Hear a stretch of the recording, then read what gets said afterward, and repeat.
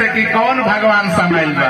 Dubai से Saudi से phone आइल, ऐसा ऐसा देश से फोन आइल कि वो देश के दास नावे न सुन ले रहे सत्संग जी। डेनमार्क से फोन आइल कि आखिर कौन भगवान सबका में समाइल बाते। वो दूसर गीत गौनी कौन कि अरे जब धरती सूरज न चांद रहले तो सोच कौन भगवान रहले। कि कौन भगवान रहलन भाई जब सूरज ना रहे, धरती ना रहे, चांद ना रहे, जिसने सूरज चांद बनाया, जिसने तारों को चमकाया,